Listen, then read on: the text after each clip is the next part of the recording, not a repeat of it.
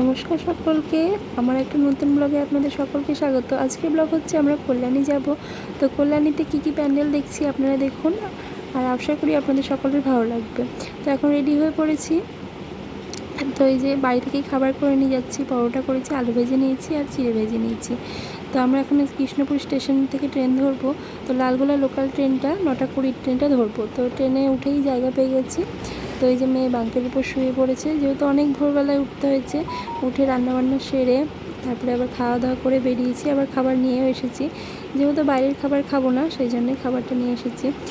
তো চলুন আমাদের সাথে পুরো ব্লগটা আপনারা দেখুন। এই যে কল্যাণী স্টেশনে পৌঁছে গেছি। তো কল্যাণীতে আমরা মোট 3টে ঠাকুর দেখব। তো কল্যাণী ITI মোড়ের ঠাকুরটা, আর রথতলা ঠাকুরটা, আর হচ্ছে A9 স্কোয়ারের ঠাকুরটা। তো আমরা কল্যাণী স্টেশন থেকে 4 নম্বর প্ল্যাটফর্ম থেকে বেরিয়ে এই যে সামনের রাস্তা দিয়ে, বাঁ হাতের রাস্তাটা দিয়ে এখানে কিন্তু A9 স্কোয়ার মাঠটাই যাওয়া যাবে। তো প্রথমে একটু আমরা যে খাবারগুলো নিয়ে গেছিলাম খাওয়া দাওয়া করে নিলাম, তারপরে একটু ফ্রেশ হয়ে খাওয়া দাওয়াটা করে তারপরে বেরোবো। তো যেহেতু ওখানে যদি লাইন দিতে হয় সেই জন্যই টাইম পাবো না। আর বাড়ি থেকে খাবার নিয়ে যাওয়ার কারণ হচ্ছে পুজোর সময় তো বাইরের খাবারই খাবো। তখন আগে থেকেই যদি আমি বাইরের খাবার খেতে শুরু করতাম, পুজোর সময় দেখা হলো শরীর খারাপ হলো, আর ছোটো মেয়ে আছে, ওর পেট ব্যথা করে বাইরের খাবার খেলেই, সেই জন্য তো চলে এসেছি এখানে A9 স্কোয়ার। হাঁটা পথে, স্টেশন থেকে হাঁটা পথে মাত্র 5 মিনিট। এখানে কোনো টোটো করার প্রয়োজন নেই। তো খুব সুন্দর লাগছে এই প্যান্ডেলটা দেখতে। এখানে কিন্তু শুক্রবারেই উদ্বোধন হয়েছে, আর 6টা থেকে উদ্বোধন হয়েছিল। আমরা গিয়েছিলাম 3টের সময়, সেই জন্য ঠাকুরটা দেখতে পাইনি, শুধু প্যান্ডেলটা দেখে এসেছি। তো প্যান্ডেলটা খুব সুন্দর হয়েছিল। আমরা এবার ওখান থেকে টোটো ধরে আমরা যাচ্ছি রথতলায়। রথতলা প্রেম মন্দির হয়েছে বৃন্দাবনের, ওই ঠাকুরটা দেখে নেব। এই যে মন্দিরটা এখনও কমপ্লিট হয়নি, কিন্তু খুব ভালো লাগছে। কমপ্লিট হলে আরও সুন্দর লাগবে দেখতে। তো রবিবারে উদ্বোধন হবে, আমরা গিয়েছিলাম শুক্রবারে, সেই জন্য আর ঠাকুরও দেখতে পারিনি। তো আমাদের মেন উদ্দেশ্য হচ্ছে ITI মোড়ে ঠাকুরটা দেখার। তো এখানে সময় ছিল বলে আমরা এগুলো দেখে নিলাম। আপনারা চাইলে এগুলোতে আসতে পারেন, এই প্যান্ডেলগুলো খুব সুন্দর হয়েছে। না হলে শুধু কল্যাণী ITI মোড়ের ঠাকুরটাও দেখতে পারবেন। তো চলে এসেছি এখন মোড়ে। তো 15 টাকা করে ভাড়া নিল, বেশি ভাড়া নেয়নি টোটোওয়ালা। তো এই যে কত লোক, আজকে প্রথম খুলছে মন্দিরটা, কিন্তু আজকে এত লোকের ভিড় দেখে আমি অবাক হয়ে গেছি। তো পরে আরও কত না জানি ভিড় হবে।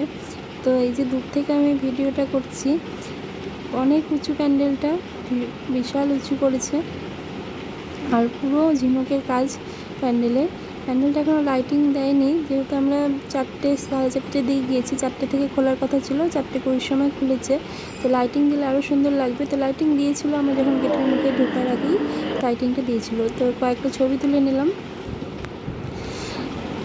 এই যে লাইটিং দিয়েছে, আরও সুন্দর লাগছে দেখতে। পুরো সূক্ষ্ম কাজ, একদম শুধু ঝিনুকেরই কাজ। এই যে এত সুন্দর করে কাজগুলো করেছে, এই যে কত সুন্দর ডিজাইন নকশা সব করেছে, খুব সুন্দর লাগছিল দেখতে। আর প্রচণ্ড ভিড় ছিল, খুব ঠেলাঠেলি হচ্ছিল। মোটামুটি 10 থেকে 12,000 মতো লোক ছিল প্রথম দিনই।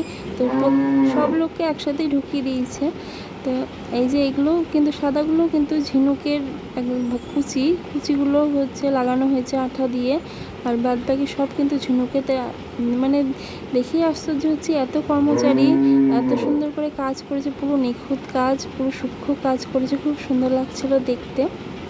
আর কতদিন ধরে এই যে কাজ চলেছে, তাও অবাক করার ঘটনা। এই যে মেয়ে এখন ওর বাবার ঘাড়ে চেপে পড়েছে, দিয়ে বাবার ঘাড়ে চেপে ঠাকুর দেখছে হা করে, ও অবাক হয়ে পড়েছে। আমি ওকে বলছি হা বন্ধ কর, ও হা করে চারি সাইডে দেখছে। হা করার মতনই ব্যাপার, মানে অবাক করা ঘটনা, এত সুন্দর লাগছে দেখতে। আমি কল্যাণীতে প্রথম আসলাম, প্রত্যেকবারই ভালো হয় শুনেছি, কিন্তু এবার প্রথম আসলাম আমি। তো একটু মেয়ে কুলারের হাওয়া খেয়ে নিল, খুব ভীষণ গরম লাগছে, মানে খুবই একদম ভিড় ছিল। তো এই যে ঠাকুরের গায়ে 75 কেজি সোনার গহনা পরানো আছে, আর বাদ বাকি সব চাঁদির কাজ করানো আছে। ঠাকুরটা খুব সুন্দর হয়েছে দেখতে।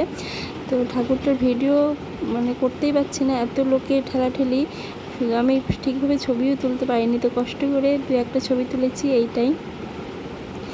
তো কেমন লাগলো এই যে প্যান্ডেলগুলো আর ঠাকুরটা, আপনারা কমেন্ট করে অবশ্যই জানাবেন এবং চ্যানেলটিকে সাবস্ক্রাইব করে দেবেন, যাতে আমি পরবর্তীতে আরও আপনাদের কাছে ভালো ভালো দুর্গাপুজোর ব্লগ নিয়ে আসতে পারি। তো আমাদের বহরমপুরেও যাব ঠাকুর দেখতে, তো পুরো ব্লগটা আপনারা দেখবেন আর চ্যানেলটিকে সাবস্ক্রাইব করে দেবেন। তো এখন আমরা ট্রেন ধরবো। সকলে দুর্গাপুজো ভালো কাটুক, মা দুর্গা যেন সকলের মনোকামনা পূর্ণ করুক এটাই চাইবো। আর মা দুর্গা যেন সব মহিষাসুর দমন করে